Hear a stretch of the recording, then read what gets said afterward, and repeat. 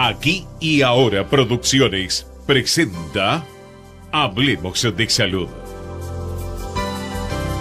Hablemos de Salud. 28 años al servicio de la medicina preventiva. Hablemos de Salud. Conducción y producción a cargo de la periodista médica Ana María Forte. Columnista, Dr. Mariano Favaloro. Locución, Oscar Di Profio. Hablemos de Salud por Ecomedios AM 1220.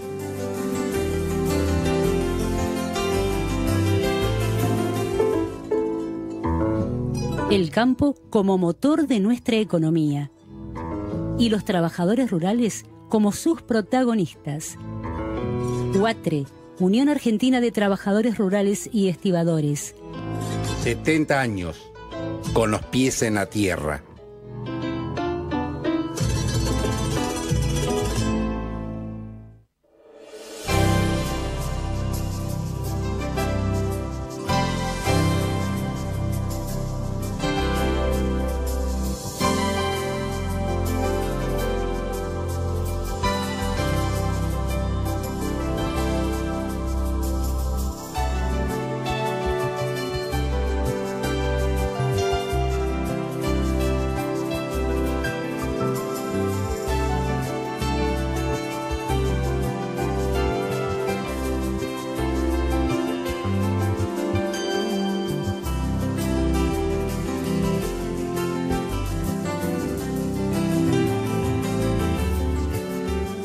Hola, ¿qué tal? ¿Cómo están ustedes? Soy Ana María y los invito a un nuevo programa de Hablemos de Salud, como siempre, con profesionales de lujo y el doctor Mariano Favaloro, ausente por motivos personales.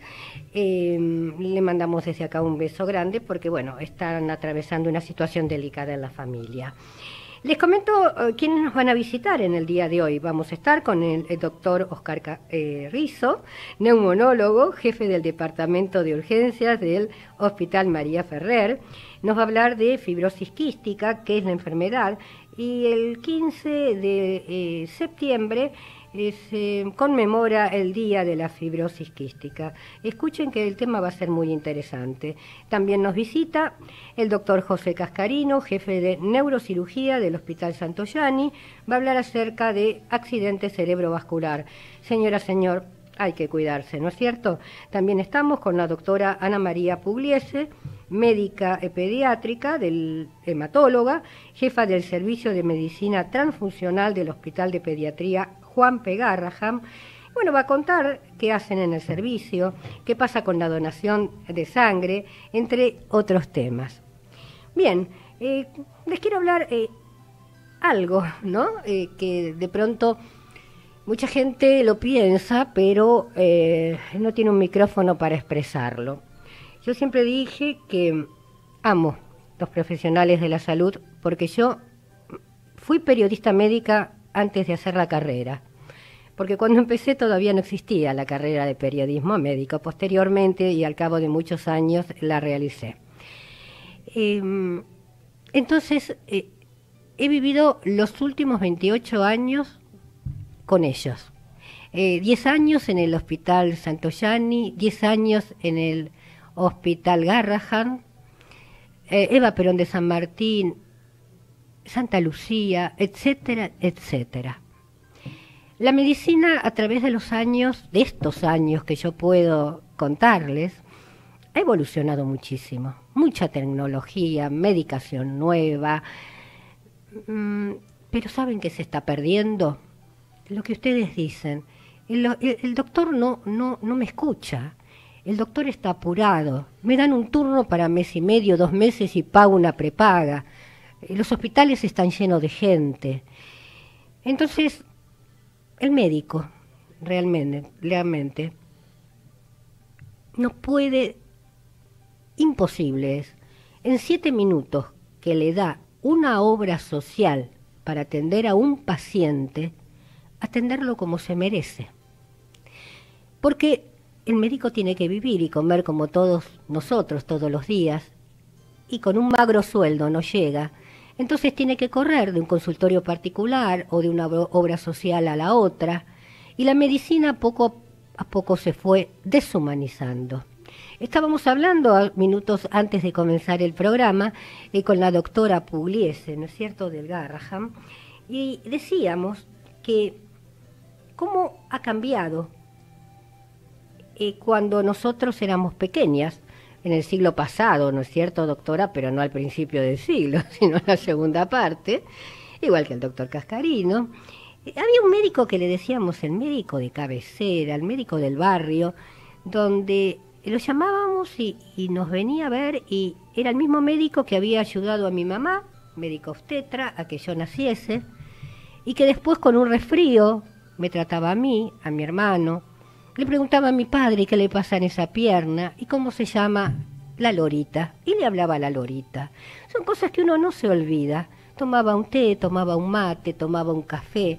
La familia se distendía y veía así lo que le pasaba a mi hermano. Era producto de algo que estaba pasando en el hogar, o lo de mi mamá lo podía él ver también, y bueno, la recetaba, le daba una palmada en el hombro. Nos compraba, yo decía, nos compraba buenamente, ¿no? Nos compraba con la simpatía. El doctor Mucio, a quien le rindo un gran homenaje, porque para mí un ser humano de 10. Ya no está entre nosotros, por supuesto. Entonces, ¿por qué se perdió todo esto? Uno paga una obra social. Uno, al pagar una obra social, pensamos que tendría, o una prepaga, más todavía, tendríamos que ser bien atendidos. Agradecemos que el turno es a 1 mes y no a 3 meses. Y creo que el callarnos, como nos callamos muchos años en muchas otras cosas, no es beneficioso. O sea, tendríamos que hablarlo esto desde diferentes medios, ¿no es cierto? Hablarlo con la gente, a ver cómo se puede decir al médico que uno va y le dice: doctor, yo hace 30 años estoy sufriendo de esta pierna, se me hincha, una vez al año tengo una tremenda infección, igual que mi papá. Y digan: de su papá no me hable, hábleme de usted. Y con buen tino uno le contesta: no nací ni de un zapallo ni de una semilla. Y que al cabo de 1 año se descubra una enfermedad poco frecuente que tenía que haber sido descubierta hace muchísimos años atrás. Son relatos que me cuenta la gente y que uno va recopilando, que los médicos tienen que tener en cuenta que hay entre 6.000 y 8.000 enfermedades raras o poco frecuentes, muchas de ellas antiinflamatorias. Entonces se le dice al paciente: y bueno, tiene reuma gotoso, y bueno, y tiene artritis, y bueno, y tiene la edad, el calendario, y bueno, no, tiene polimialgia. Mucho, mialgia, dolor. Yo quisiera saber qué enfermedad es polimialgia, la enfermedad del mucho dolor. ¿Saben, señores profesionales de la salud, con respeto? Esa polimialgia puede ser fiebre mediterránea familiar, enfermedad poco frecuente que en la Argentina prácticamente no está diagnosticada. Sí, en países del Mediterráneo, donde es frecuente que la gente de España, de Italia, de Israel, tenga esta enfermedad. Enfermedad genética, quiere decir enfermedad que nacemos con ella y que en algunos casos tiene solución porque existe una medicación muy económica, muy conocida, llamada colchicina. Ojo, no estoy vendiendo colchicina, ¿está?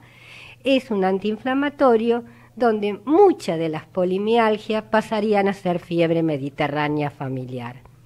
Esto se los comento para que por favor lo tengamos en cuenta.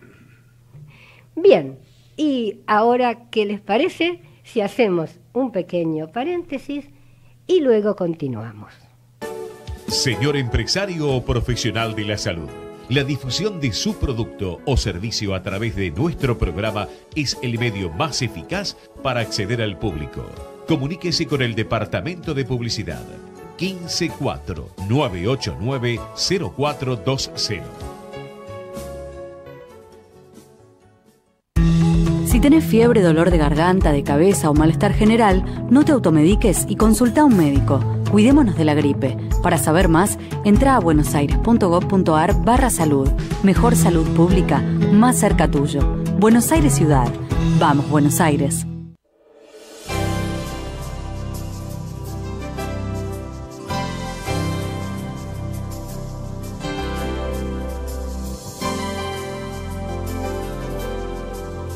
Y ya vamos a escuchar una entrevista que yo ahora la estoy recreando porque el día 15, ¿no es cierto?, es el día de la fibrosis quística y me pareció muy apropiado. Vamos a escuchar al doctor Oscar Rizo, neumonólogo, jefe del Departamento de Urgencias del Hospital María Ferrer y gran ser humano.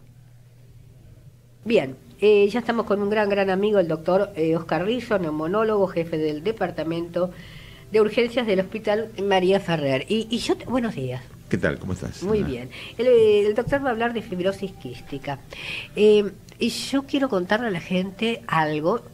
Yo hasta hace 3 años atrás, yo no conocía el María Ferrer. Pero realmente cuando entré al hospital me asombré. Porque no nos tendríamos que asombrar, tendrían que ser todos iguales. Era una clínica, era un lugar donde uno va y paga por el servicio brindado, que igual los hospitales uno paga a través de nuestros impuestos, ¿no es cierto? Por eso, bueno, tendría que ser todos los hospitales, la parte edilicia buena y el resto también. Y yo nunca te lo había dicho, me quedé asombrado de tu hospital. Bueno, te agradezco. Sí, hay mucho, digamos, reconocimiento de la gente que trabaja en el hospital que lo hace muy humano, digamos. Sí, totalmente. Y para parafrasear el tema de que se ve en pulmón, nosotros hacemos mucho pulmón en el hospital también, ¿no? Y a todo pulmón. A todo pulmón, sí, exacto. Te agradezco las palabras. Ana. Bien. Sí. Bueno, ok.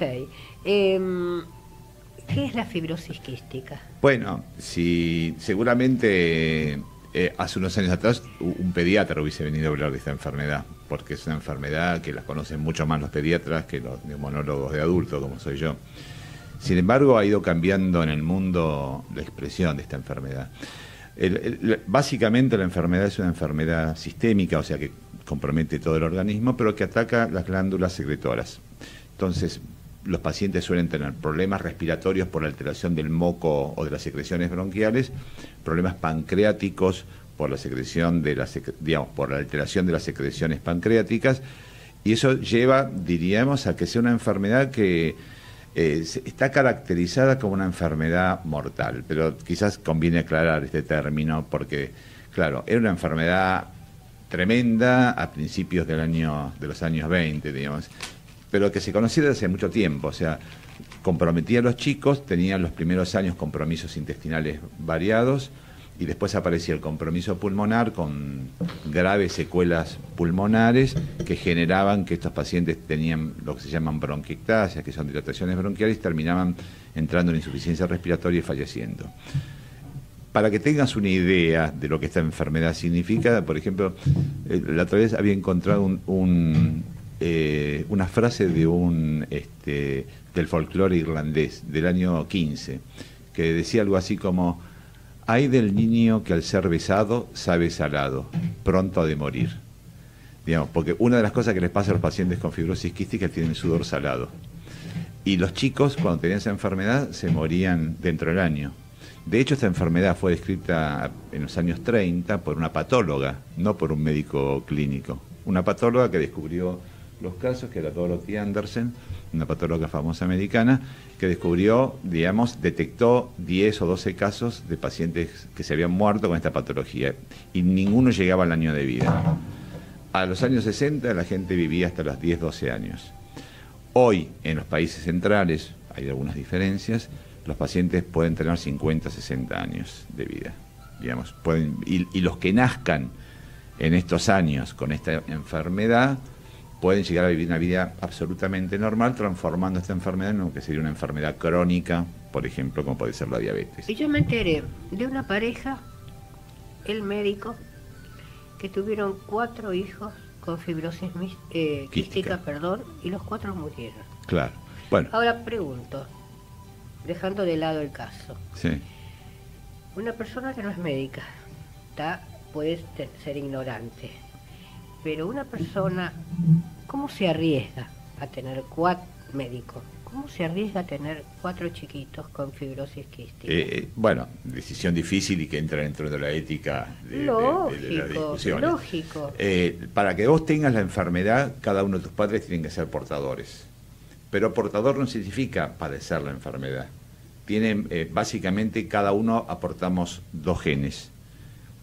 Si tenemos un solo gen, una mutación del gen específico para esto, somos portadores. Pero si tenemos los 2 genes alterados, tenemos la enfermedad. Entonces, la única forma de adquirir la enfermedad es que cada padre aporte un gen alterado. Ahora, es mucha mala suerte que una familia tenga 4 hijos con fibrosis quística. Pero existe, sí que existen. Digamos, conozco hermanos con fibrosis quística. No conocía un caso de 4, sí conocía trillizos, de 3 hermanos que padecieron la enfermedad. Pero muchas veces pasa que la familia tiene uno, es decir, la probabilidad es de alrededor del 25% en cada uno de los partos de tenerlo, porque los demás, digamos, unos pueden salir totalmente libres de la enfermedad y otros pueden ser portadores. Ser portador no significa padecerla, pero bueno, los pacientes con esta enfermedad se caracterizan por tener trastornos digestivos, tienen malnutrición, se acompañan de problemas a medida que avanza su edad en problemas respiratorios crónicos, empiezan a tener mucho catarro, expectoración, y terminan entrando en insuficiencia respiratoria, como yo te decía. ¿Qué es lo que ha pasado? Porque esta enfermedad en los años 30 se morían al año, en los años 60 se morían a los 12 años, y en el 2015 se mueren a los 40, 45, 50 años, el promedio, sé que algunos viven más de eso. Varias cosas han pasado. Una es toda la determinación genética. Por ejemplo, hasta hace no muchos años se conocía una sola determinación genética, una mutación que se denomina delta F508, que es la mutación más frecuente. En este momento se conocen 2000 mutaciones. Se conocen, lo cual no quiere decir que las 2000 han sido estudiadas. Algunas son mutaciones tan infrecuentes que diríamos, no se sabe muy bien cuáles son las características que estos pacientes pueden tener. Pero entonces hay formas relativamente frustras de la enfermedad. ¿Cuándo uno tiene que sospechar esta enfermedad? Cuando es chico, los trastornos intestinales, diarreas, el chico no aumenta de peso, y cuando empieza en la vida adulta, cuando empiezan los problemas respiratorios. Muchas veces se los caracteriza como asmáticos, como pacientes con bronquiectasias, pero no se llega a un diagnóstico de certeza. Y hay que sospecharlo.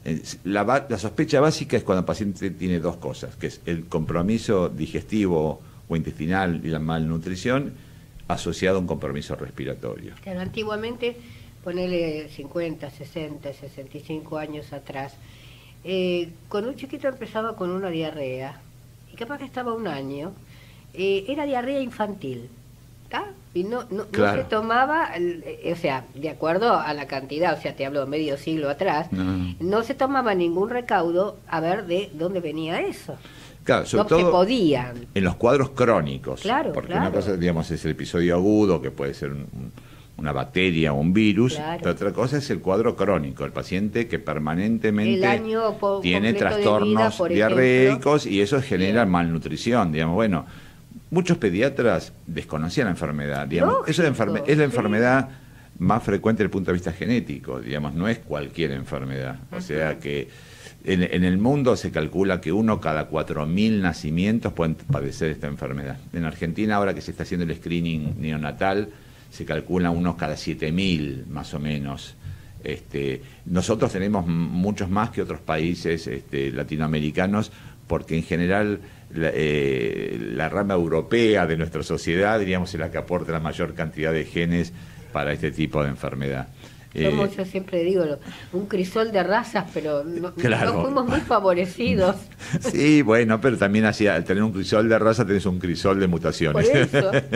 genéticas. Y bueno, como decía el doctor anteriormente, digamos, antes se estudiaban 10, 15 mutaciones posibles. Ahora en este momento uno puede estudiar hasta 600 mutaciones o puede hacer la secuenciación del gen y detectar dónde están esas mutaciones. ¿Cómo es la calidad de vida?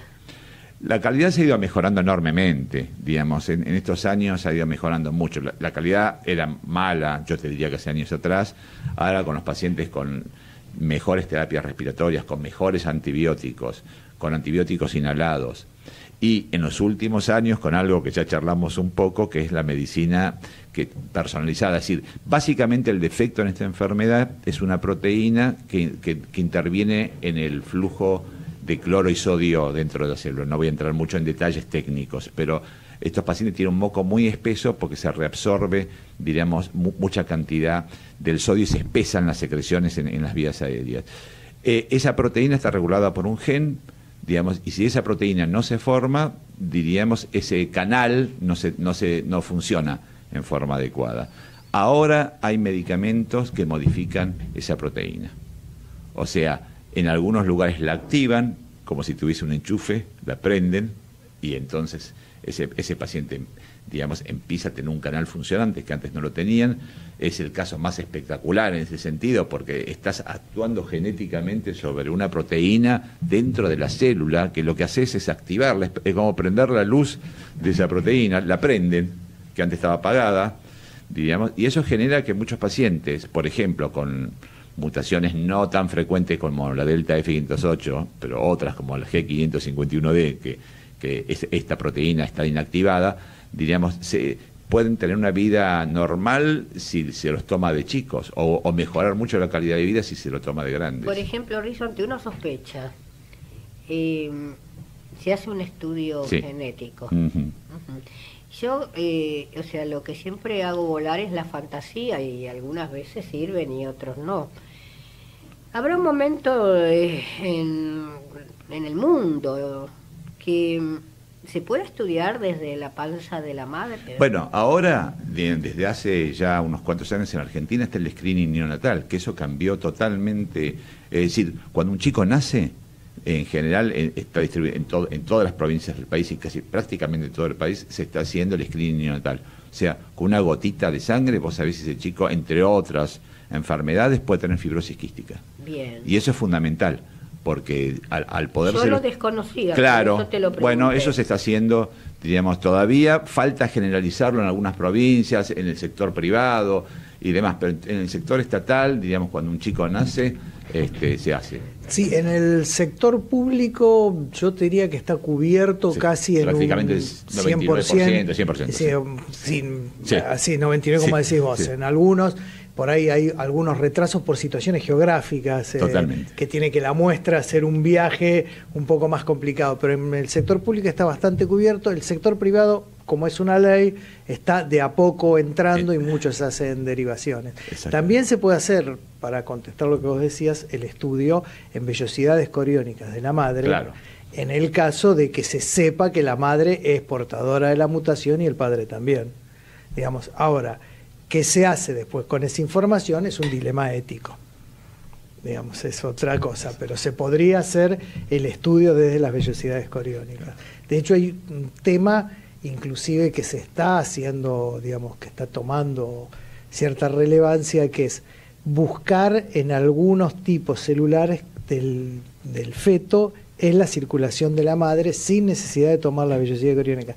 No en este caso, porque si la madre está afectada uno no lo podría saber, pero en otras cosas. Y lo mismo se está haciendo con biología molecular de algunos tumores que tienen algunas características, lo que se llama biopsia líquida. Es decir, se busca la marca genética del tumor circulando antes que haya una expresión clínica y ni siquiera celular. Es decir, es fantástica la medicina que se viene en los próximos 20 años. Es maravillosa, sí, la verdad que es maravillosa. Oscar, yo me quedaría horas charlando con vos. Cerrame el tema. No, yo lo que diría que es una enfermedad que hay que tener en cuenta, digamos, detectarla lo más precozmente posible y acudir al médico. Ahora, en estos momentos, empieza a haber médicos de adultos que ven pacientes adultos en forma que antes no existían, y obviamente el poder realizar el screening neonatal en toda la población argentina sería ideal, porque uno ya lo va a saber cuando el chico nace. Excelente, realmente la charla del doctor Rizzo y la intervención del doctor Eduardo Chaler, que pertenece al Hospital de Pediatría Juan P. Garrahan. Muy buena charla tuvimos. Bien, y ya estamos con un gran amigo, el doctor José Cascarino, que ya lo presenté, 28 años que nos conocemos, cuando comencé allá en el Hospital Santoyani, ¿no es cierto? Muchos años. El doctor Cascarino, como bien les adelanté, va a hablar del accidente cerebrovascular. Muy buenos días, José. ¿Qué tal? ¿Cómo te va, Ana María? Gracias por la invitación y un saludo a la audiencia. Bueno, fue un gusto, o sea, yo camino por los hospitales muchas veces y me encuentro con amigos y hacía rato que no venía a visitarnos porque yo no lo invitaba, precisamente. Es un tema convocante, preocupante, ¿no es cierto? ¿Se puede evitar un accidente cerebrovascular y qué es? Digamos que tratamos de evitarlo todos los días. Primero tenemos que hablar un poquito de que el ACV se llama accidente cerebrovascular. ¿Qué significa? Es un fenómeno que se produce en un determinado momento porque la sangre que circula en la cabeza, específicamente en el cerebro, o se obstruye la circulación o se rompe una arteria y sangra. Esos serían los dos mecanismos, las dos grandes clasificaciones entre el ACV isquémico, es decir, el infarto cerebral, que no tiene nada que ver con el infarto cardíaco, pero la génesis es la misma, llámese que la sangre no llega al tejido cerebral y ese tejido se muere. Y el otro es que el caño que lleva la sangre al cerebro se rompe por una determinada causa y entonces se extravasa la sangre que está en estos caños y se produce como cuando se rompe un caño en la calle, es decir, se extravasa el agua y va a la vereda, a la calle y no podemos circular. Bueno, lo mismo pasa en el cerebro y se produce un hematoma cerebral donde la consistencia del cerebro es como si fuera un flan, y entonces rompe esa estructura. Una vez que hemos dividido el accidente cerebrovascular, es decir, en isquémico o hemorrágico, ahora tenemos que hablar un poquito de cada cosa. Exacto. En la primera, el primer consejo que tenemos que dar, que una de las causas que pueden ocasionar tanto uno como otro es la hipertensión arterial, motivo que toda persona debe controlarse y tener un control de su presión arterial. ¿Y cuál es la ideal? Lo ideal es no superar 12, 13 de máxima y 8. Esa sería una presión ideal. A veces no se puede y cuando los pacientes son más bien grandes, como las arterias están un poquito obstruidas, por ahí podemos tolerar un poquito una presión entre 13, 14, hasta llegar a 15. ¿Por qué? Porque las arterias no tienen la elasticidad que tenían cuando eran jóvenes. Vos sabés, Cascarino, que yo siempre hago hincapié en esto. Yo vengo de familias hipertensas, ¿no es cierto? Con sumo cuidado y rodeada de médicos, con hipertensivos, dieta baja en sodio, y la presión arterial no bajaba. En un día tenía 14, 15, 18, 17, con todos los estudios que te puedas imaginar, y 20 de, no quiero decir el nombre de la droga, ¿Lotrial es el nombre de la droga? O Enalapril. Enalapril, perdón. Y con Enalapril. Y bueno, con el tiempo se descubrió que era causante, o sea, la presión arterial lo causaba la fiebre mediterránea familiar. Una vez controladas, ¿no es cierto?, con la medicación no específica porque no existe para la enfermedad, a los 8 días y hace año y medio que yo no tengo más presión arterial. Bueno, entonces sería bueno hacer un hincapié porque la gente Esto era un síntoma de una enfermedad que el médico algunas veces no puede llegar, ¿no es cierto?, al diagnóstico como para ayudar a la gente. Pues vos hablaste de una concausa, de un cuadro hipertensivo que si uno no lo cuida por ahí puede desencadenar en un ACV, por un cuadro, por un pico de presión o porque se tapa una arteria. Y hay otras causas que son muy importantes, es decir, un trastorno en las grasas en la sangre, lo digo así para que todo el mundo entienda, triglicéridos, colesterol, etcétera.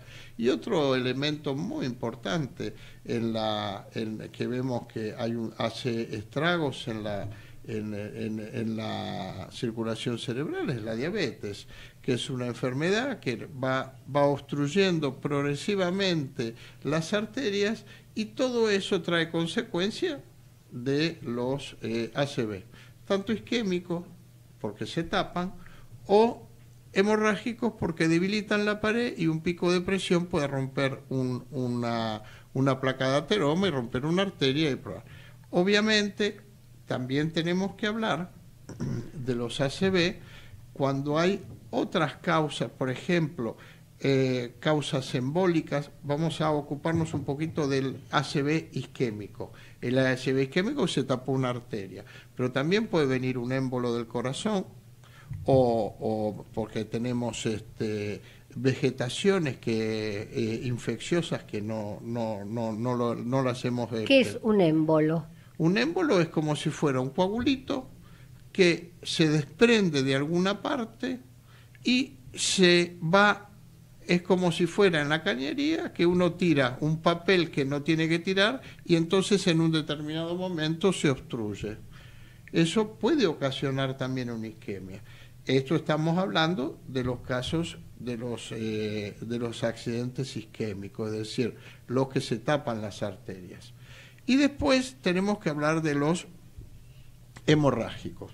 Los hemorrágicos normalmente son hipertensivos, que producen una gran inundación, por así llamarlo, una irrupción de la sangre al parénquima cerebral y pueden ocasionar inclusive hasta la muerte y grandes compromisos de discapacidad. Y después tenemos que hablar de las malformaciones arteriovenosas. Esas malformaciones son como si fuera, lo podemos dividir en aneurismas y malformaciones arteriovenosas propiamente dichas. Los aneurismas, para que la gente tenga en cuenta, cuando uno tiene una cubierta de auto, de bicicleta, que sale un globito, eso es como si fuera un aneurisma. ¿Y por qué se produce eso en la bicicleta, por ejemplo? Porque la pared, si la presión es la misma dentro, pero en ese lugar la pared está debilitada, entonces la presión que ejerce la sangre hace que vaya expulsando o haciendo un globo en la pared de la arteria y se produce una pelota llena de sangre que la distensión en algún determinado momento no lo permite más y se rompe y se produce una ruptura. Es una patología muy grave que tenemos habitualmente en la especialidad. Y Cascarino, por ejemplo, ¿esto puede llegar a ser hereditario, genético? Hay un componente hereditario en los aneurismas. Hay casos de aneurismas con antecedentes familiares. Uh-huh. Ahora, lo planteaste, ¿no? La realidad. ¿Cómo lo podemos evitar? ¿Qué hacemos para evitarlo? El aneurisma, vos estás hablando. El ACV. El ACV. Bueno, entonces, el ACV es teniendo un control de la alimentación, evitando la obesidad, diabetes, hipertensión, digamos que se reduce notablemente los riesgos de ACV, ¿no es cierto? Una vida sedentaria, diabetes, hipertensión, comidas copiosas, influyen. Algunas veces escuchamos, y bueno, yo tengo 15, 9 u 8 de presión, y no es mucho, porque toda mi familia es hipertensa y vivieron tantos años, ¿me va a pasar a mí? Y te puede pasar, le puede pasar, claro que le puede pasar. Por eso creo que la prevención nos va a ayudar mucho más, porque en neurocirugía tratar de evitar eso, porque a veces tenemos muchas secuelas en los pacientes. Y, por ejemplo, un paciente que es hipertenso, un paciente que es obeso, que tiene diabetes y fuma, es propenso a... ¿Cómo uno le hace entender que no importa de algo hay que morir? Bueno, ya me parece que eso pasa en una cuestión personal. Cada uno quiere morir de la manera que quiere. Creo que nosotros tenemos la responsabilidad de difundir qué es lo que es contraproducente para las personas. Después también cabe del otro lado aceptar o no la manera. Claro, por ejemplo, en el caso puntual del cigarrillo, yo algunas veces digo, bueno, de algo que morir, morite vos, porque yo estoy respirando en el ambiente y mis hijos también, si viven en la misma casa con pareja o padre, y estamos fumando, como se dice, el fumador pasivo, del humo del papá. Bueno, hoy en día se ha adelantado mucho con eso, porque hace 10 años atrás en cualquier lugar se podía fumar. Yo recuerdo... Hoy imposible. Hoy en día es imposible fumar en cualquier restaurante, ir a cualquier lugar para fumar, y mismo la gente que trabaja sale afuera a fumar. Ahora sale afuera. Yo los veo y los miro con lástima, porque digo... También no te olvides que es una adicción, y es bueno también saber comprenderlo, pero bueno, hay que tratar de solucionárselos. Exacto. Cuento una pequeña anécdota como para redondear ya el bloquecito.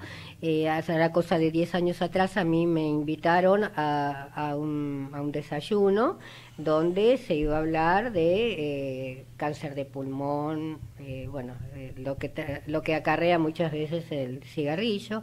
Yo fui toda contenta y me siento en una mesa donde había 7 mujeres con el oxígeno, la mochila la mochila al lado, ¿no? Para respirar. Y yo digo, si tendría una cámara, qué bueno sería esto para graficarlo, ¿no? Y para que la gente se dé cuenta a qué punto puede llegar simplemente con el humo del cigarrillo. Exactamente. Bien, Cascarino, me quedaría horas si sabés, ¿no es cierto?, charlando con vos. Me encantó porque fuiste unos ejemplos muy claros donde la gente realmente tiene que entender que podemos evitar el accidente cerebrovascular, que no tendría que llamarse ya accidente, ¿no es cierto? Tendría que tener otro nombre. Bien, buscaremos entonces. Hay que buscarle, porque, bueno, un incidente, porque lo estamos provocando nosotros. Vamos a hacer una pequeña pausa y luego continuamos. Vamos la radio, somos tu voz. Vamos con Eco, siempre la verdad y la mejor información. Ay, pero qué tarde que se me hizo. Me tengo que apurar porque si no, no llego.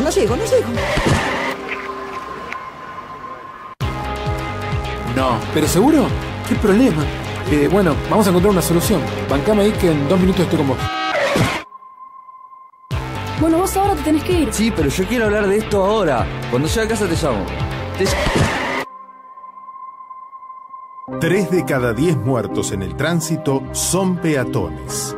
Cruzá siempre por la senda peatonal o esquina, respetando los semáforos. Allí, todos los vehículos deben darte prioridad. Luchemos por la vida. Descarga gratis de tu celular la aplicación Ecomedios. Podés escucharnos en vivo, informarte con las últimas noticias y entrevistas en audio y video. Búscala y bajate la aplicación Ecomedios. Podés vernos en vivo en ecohd.com.ar. Conectate con nosotros. Línea directa 4-325-1220. Si usted tiene alguna inquietud sobre su salud o la de su familia, Hablemos de Salud les responde vía mail. Tomen nota, hablemosdesalud@hotmail.com o a través de nuestra página www.hablemosdesalud.com.ar. Para que podamos denunciar narcotráfico y corrupción policial de forma anónima o robos directo a una fiscalía, desarrollamos Seguridad Provincia, una aplicación para que vivamos más seguros. Ingresá en gba.gov.ar/seguridad y descargala a tu celular. Buenos Aires Provincia, entre todos, podemos más. El campo como motor de nuestra economía y los trabajadores rurales como sus protagonistas. UATRE, Unión Argentina de Trabajadores Rurales y Estibadores. 70 años, con los pies en la tierra.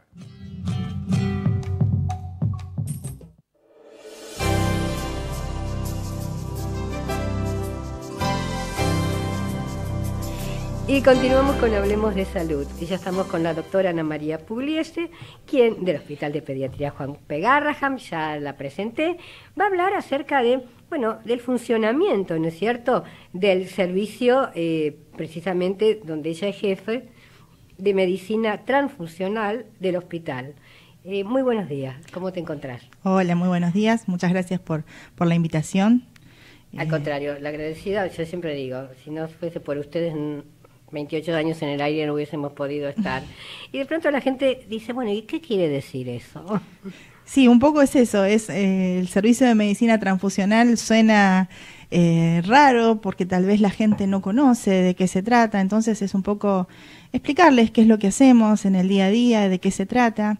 La realidad es que el hospital, lo deben haber visto en muchos lugares, cumplió 30 años el mes pasado. Son muchos años de trabajar en pediatría y tradicionalmente el servicio era el servicio de hemoterapia, donde se atendían donantes que donaban la sangre para después poder nosotros hacer las transfusiones. Desde hace 5 años ese servicio se dividió en lo que es atención de donantes, que está a cargo del Centro Regional de Hemoterapia, y nosotros, que somos el servicio de medicina transfusional, que somos los que nos ocupamos de la atención de los pacientes. Necesitamos desde el centro regional que nos va a proveer de la sangre que nosotros después vamos a transfundir, entre otras actividades que nosotros realizamos. La realidad es que nuestro hospital es un hospital de alta complejidad, que tiene una gran demanda de nuestro servicio, porque se atienden muchos pacientes hemato-oncológicos, que son los principales pacientes que requieren transfusiones, y además las cirugías, las unidades de terapia intensiva, los pacientes quemados, distintas patologías que requieren sí o sí del servicio de medicina transfusional. Por ejemplo, hablaste, transfusional desde de transfusión de sangre, necesitan ser transfundidos, ¿no es cierto? Dijiste que son para diferentes, patologías, ¿no? ¿Hay alguna que requiere más cantidad de sangre que otras? Y hay distintas cirugías que a veces requieren tienen más necesidad de transfusiones, pero sobre todo hay distintos programas, hay los pacientes hemato-oncológicos por su enfermedad de base muchas veces, porque son pacientes que tienen comprometida la médula ósea, que es la fábrica de las células de la sangre. Entonces, cuando la enfermedad en sí compromete a la fábrica, las células de la sangre no se producen. Nosotros en la sangre, por ahí para contarles un poco a los oyentes, tenemos distintas células. Tenemos los glóbulos rojos, que son los que se encargan de llevar el oxígeno a todas las células del cuerpo. Tenemos los glóbulos blancos, que son los que se encargan de la defensa, los que nos defienden ante las distintas infecciones. Tenemos las plaquetas, todos estos son componentes celulares. Las plaquetas son las que intervienen cuando nos hacemos un cortecito o nos golpeamos, son como el cemento de la sangre. O sea, si se hace un agujerito en un vaso o en algún lugar, van a ir las plaquetas a tapar y evitar que se produzca un sangrado mayor. Y después, bueno, está el líquido en el que fluyen todas esas células, que se llama plasma y que tiene un montón de componentes y proteínas que cumplen muchísimas funciones. De eso se compone lo que nosotros llamamos globalmente sangre, pero en realidad por esa sangre viajan todos estos componentes celulares y el plasma que cumplen distintas funciones en el organismo. Entonces, cuando se afecta la fábrica productora, que es la médula ósea, ya sea por la enfermedad en sí o por los tratamientos, porque los pacientes oncológicos reciben tratamientos quimioterápicos, que el propio tratamiento afecta la médula ósea también. Entonces, en esos casos van a necesitar sí o sí de que nosotros podamos aportar el déficit, lo que les está faltando, porque no lo pueden producir adecuadamente. Mientras vos hablabas, te escuché atentamente, por supuesto, y pensaba la importancia, ¿no es cierto?, que es donar sangre.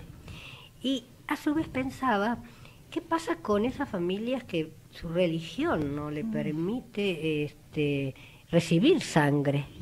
Y esos son siempre un desafío para nosotros en el hospital. La realidad es que muchas veces nosotros respetamos mucho todas las creencias de los distintos pacientes y de sus familias, pero a veces hay situaciones que son difíciles de manejar. Digamos, el hospital habla con las familias, tiene, digamos, consentimientos acordes como para poder charlar con ellos y evaluar cada situación, ver qué alternativas se le pueden ofrecer como para poder respetar lo que es su creencia, pero siempre es primordialmente la vida del paciente lo que está ante todo. Claro, no van a dejar, en el caso del Garrahan, morir a un niño porque la religión no permite esa transfusión para una operación, ¿no? No, hay distintas instancias. Uno habla con los padres, siempre se los respeta, pero la realidad es que hay distintas alternativas que uno puede llegar hasta llegar a la justicia como para poder darle lo que el paciente necesita. Claro, yo transmití 10 años desde el Garrahan y tengo muchos recuerdos, ¿no? Y una vez que yo llegué, vi que alrededor del hospital había mucha gente en círculo y pregunté, y dice, sí, pasaron la noche acá. Cuando llegué, lo primero que hice es preguntar y me dijeron, no permiten transfundir a una niña. Yo me quedé porque era muy nuevita y digo, ¿cómo pueden existir estas cosas? Es difícil, son situaciones complicadas. Yo querría volver un poco a lo que tiene que ver con lo que es la donación de sangre, porque me parece que algo que es importante a tener en cuenta es que nosotros hablamos de las transfusiones, de la sangre, de los componentes que necesitamos, pero para eso necesitamos que esté la sangre. Y la realidad es que la sangre es algo que necesitamos permanentemente y no la podemos fabricar, no la podemos comprar en un laboratorio, todavía no.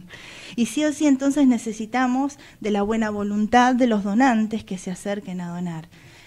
Anteriormente, hace varios años, digamos, uno les pedía a los pacientes que trajeran donantes, eran donantes de reposición. Claro. Ya desde el 2011 que el hospital se maneja 100% con donantes voluntarios, ya no se ejerce esa presión sobre la familia, por lo menos por más que uno lo hiciera con la mejor buena voluntad, la realidad es que el papá que estaba con su niño internado, con todos sus problemas, tenía que transfundirse y sabía que encima tenía que tratar de ver cómo hacer para conseguir la sangre. Bueno, esto ya hace años que no está más. Nosotros contamos con 100% de donantes voluntarios. Esto es gente que en forma altruista y con buena voluntad se acerca a donar al hospital, o todo lo que es el departamento de promoción de donación en el hospital, que a través de redes sociales o mismo a través de la página del hospital organizan colectas de sangre, o sea que se van hacia un lugar, una escuela, un lugar laboral, en donde la gente se acerca a donar, siempre en forma voluntaria y no dirigida hacia un paciente en particular. Yo recuerdo que vino del equipo de donación, vinieron a hablar, y yo pregunté, ¿y les falta? Dicen, no, la gente colabora mucho porque precisamente van a las fábricas, o sea, ellos se acercan a la comunidad. Exacto. Y al ser un hospital de niños, pienso que la cosa marcha de diferente manera, ¿no? Y eso moviliza siempre más. Igual yo considero que, como en todo, en lo que es la vida, lo fundamental es la educación. Entonces es importante ir a las escuelas, que los chicos sepan y empiecen a escuchar de qué se trata esto de donar, de dónde viene la sangre, formarlos y hacer una cultura de donación. Como país eso estamos empezando, realmente nos falta mucho, ¿no? De repente tuvo la suerte de estar en otros lugares y ver en una plaza el autobús de colecta y que la gente esté caminando hacia su trabajo y de golpe decida ir a donar porque vio que estaba estacionado ahí el bus de colecta. Y no hay que ir a donar en ayuna. O sea, no, desde ya que no. Es importante. Es fundamental haber desayunado para no tener ninguna reacción adversa posterior. Y bueno, por ahí si me permitís, les digo los requisitos como para que si alguien se quiere acercar. ¿Cómo no? Adelante, por favor. Tiene que ser una persona que esté entre 18 y 65 años, pesar más de 50 kilos, tiene que llevar una identificación con foto, por ejemplo un DNI, y no estar tomando antibióticos o no haber tenido una cirugía o haberse hecho tatuajes o acupuntura en el último año. Pero ante cualquier duda, digamos, pueden consultar en la página del hospital o en las redes sociales, en Donamos Sangre Garrahan, en Facebook, ahí pueden ver dónde están las colectas que van haciendo día a día, entonces se pueden acercar por ahí al sitio más cercano a su domicilio como para poder ir a donar, ¿no es cierto? Perfecto, perfecto. Cuando hablabas de sangre, hablaste de glóbulos blancos, rojos, plaquetas. Por ejemplo, las plaquetas, ¿qué son y para qué se usan? Bueno, las plaquetas son un componente de la sangre que son las encargadas de intervenir sobre todo en los problemas de hemorragia, de sangrado. ¿Sí? Cuando, por ejemplo, nosotros tenemos un corte, son las que organizan la primera fase de la coagulación, se llama. Son como ladrillitos que van a ir a tapar ese trastorno que se produzca en el vaso. Después, a partir de ese momento, se van a sumar factores de coagulación, o sea, ese tapón se va a hacer como más sólido. Pero la primera etapa siempre depende de las plaquetas. Bien, entonces, quiero, o sea, que el común de la gente va y dona sangre, bien, para un familiar o altruista. Y dice, ay, me sacaron como 1 litro de sangre, ¿no? ¿Cuánto sacan? No, 1 litro no le sacan, ¿no? Claro. No, habitualmente se sacan 450 mililitros, que es una unidad de sangre entera lo que se saca. O sea, uno al donar, cuando va el donante, se acerca a cualquiera de estos lugares, dona sangre entera, que son aproximadamente 450 mililitros. Eso después se fracciona, o sea, se centrifuga. Es como que esto que yo les contaba de los distintos componentes de la sangre, a través de una centrífuga especial, los separa en sus componentes. Entonces tenemos por un lado los glóbulos rojos, que los vamos a usar cuando hay trastornos de anemia o distintas situaciones que requieren de los glóbulos rojos, el plasma, como yo les decía también, que son circunstancias especiales de tratamiento, y las plaquetas. O sea, se puede separar en sus componentes y de esa manera transfundir exclusivamente lo que se necesita transfundir. O sea que de 450 vamos a partir de algo, ¿no? Mililitros, se puede llegar a ayudar a 3 pacientes. Por lo menos, y más pensando en un hospital pediátrico, nosotros habitualmente con una unidad de glóbulos rojos que tienen más o menos 300 mililitros de concentrado de glóbulos rojos, dependiendo del peso del paciente podemos transfundir hasta 2 o 3 pacientes. Además tenemos programas, por ejemplo, para los pacientes de neonatología, que son pacientes chiquititos de muy bajo peso.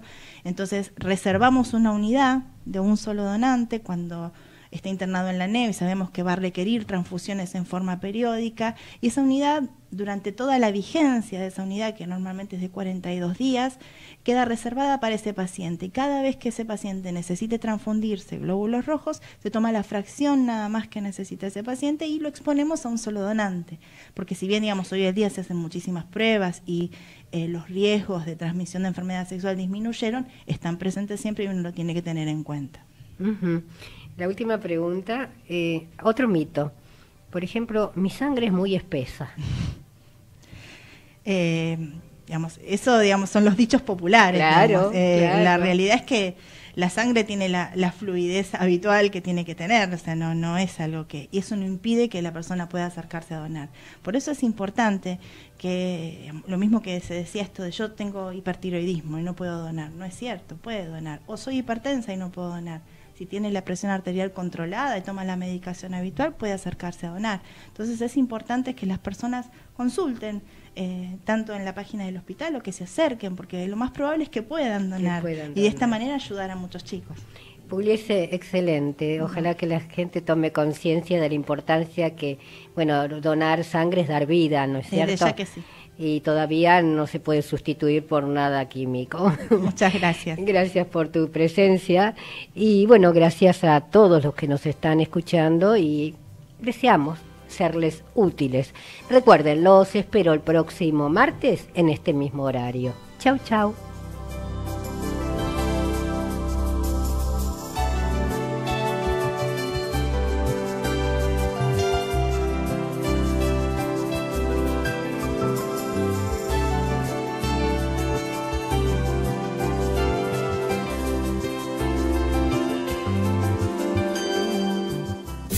Desde Buenos Aires, transmite LRI 224, AM 1220, Ecomedios,